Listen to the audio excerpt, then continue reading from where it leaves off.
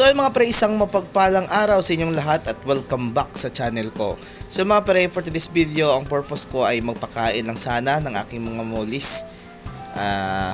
Yung mga moli natin kasi halos 2 araw na hindi ko napakain. So tingnan nyo yung mga grow out natin ng Platinum King Moli. So marketable size na yan lahat. Na-sizing ko na yan yung nakaraan. So itong vlog na to.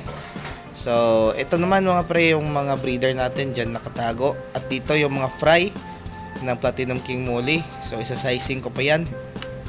So, dito mga pre, nagpakain lang ako at hindi ko napansin na, ayan o, tingnan nyo, sobrang dami ng fry na naman na nailuwa ng mga jumbo Moli breeder natin.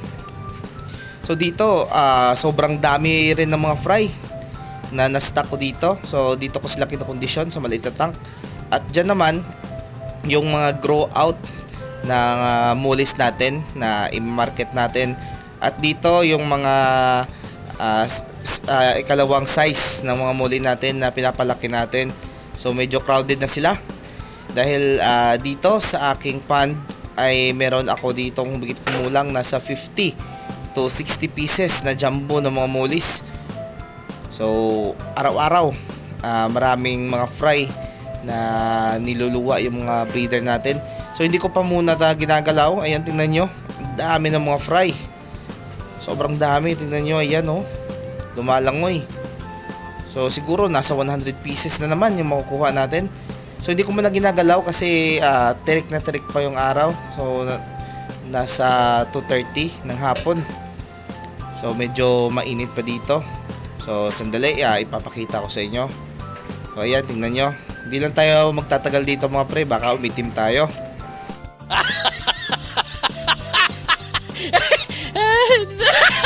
So yan, ang dami na naman ng mga fry natin. So yung fry section natin, ikakaling ko na naman yun at ilalagay sa grow out natin. Kasi may mga panibagong fry na naman tayo. So tingnan nyo, ang dami ng mga small size na muli dito. So mamaya siguro mga pre, kapag hindi na mainit masyado yung tubig o hindi na mainit yung araw, ay kukunin natin yung mga fry ng ating mga molis. At yun na nga mga pre, ay hapon na. So mag-aalas 5 na ng hapon. So time na kunin na natin yung mga fry ng ating mga molis dito. Tingnan nyo mga pre, ang daming mga fry. So yung makukuha lang natin mga pre pag sumakit na yung likod natin. So tama na, bukas na naman. So mga pre, samahan nyo ako at kukunin natin yung mga fry na to. Tara mga pre, simulan na natin. Let's go!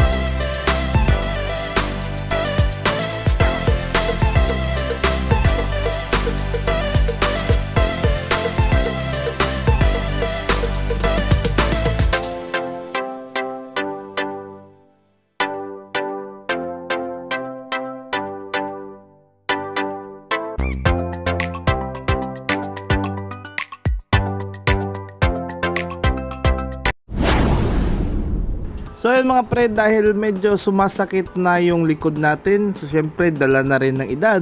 Seriously, what the fuck are you doing? So ayan,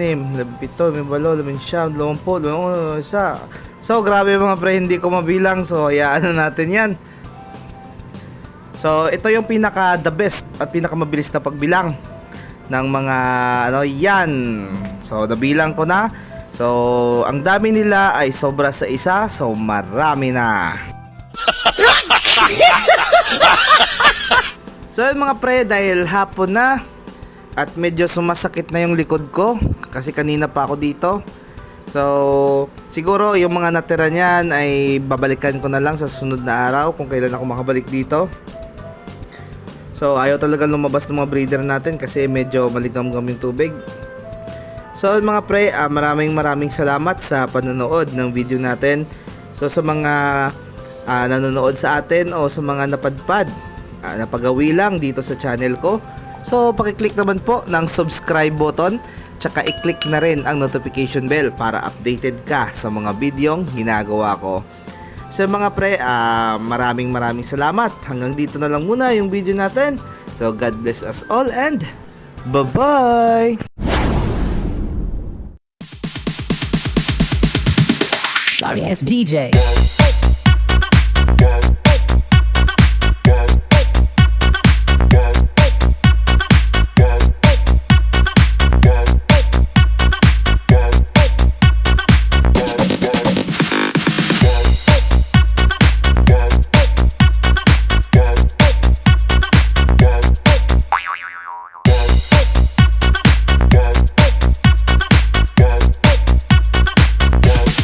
You can get some.